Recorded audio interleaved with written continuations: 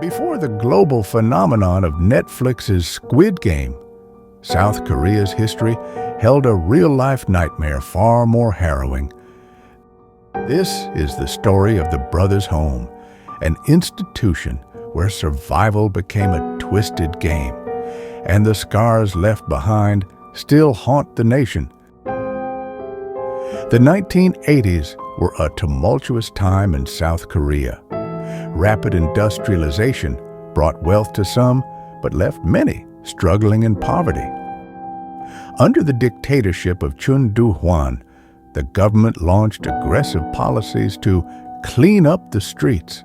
This led to the rounding up of homeless people, orphans, and those deemed undesirable. Many of them were sent to facilities like the Brothers' Home. For Han Jong-sun, the nightmare began on a seemingly beautiful autumn day in 1984.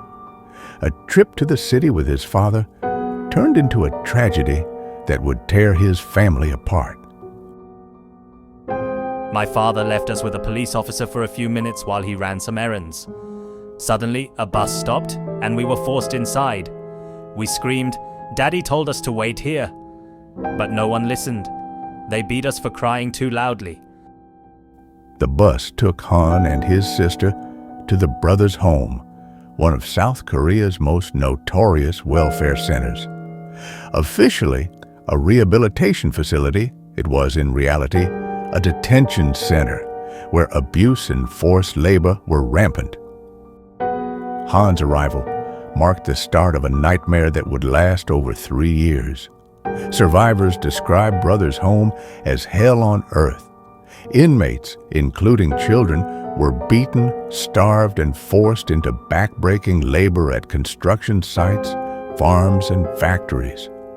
Rape and torture were commonplace, and hundreds died under the inhumane conditions. I was only 13 when they accused me of stealing bread. A police officer burned my genitals with a lighter until I confessed to a crime I didn't commit. That was the beginning of my prison life at Brothers' Home. Choi spent nearly 5 years in the facility. He recalls an environment designed to break the human spirit. The platoon leaders, who were inmates given authority, could do anything to us. I was raped repeatedly. People were killed for resisting. I saw a man beaten to death and dragged away in a blanket. He never returned.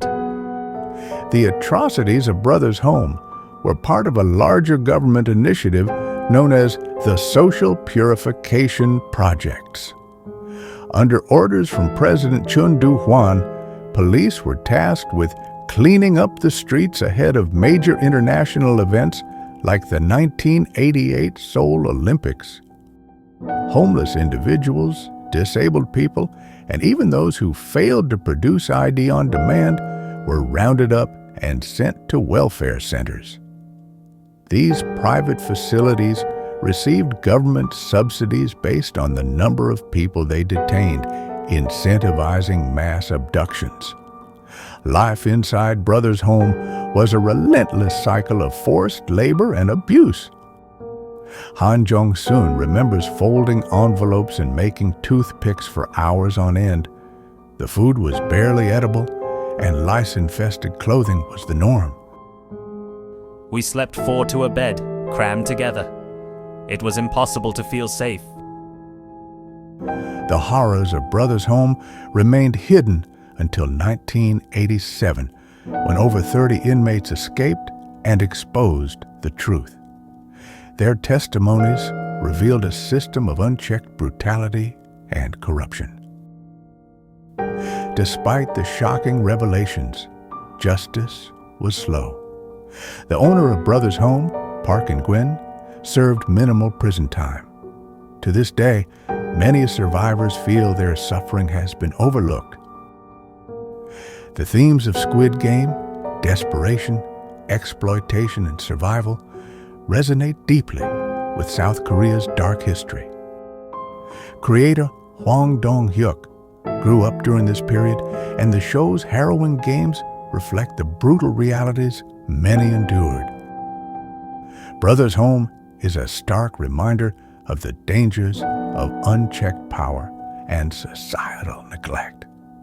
While South Korea has come far, the scars remain. The games may be over, but the fight for accountability continues.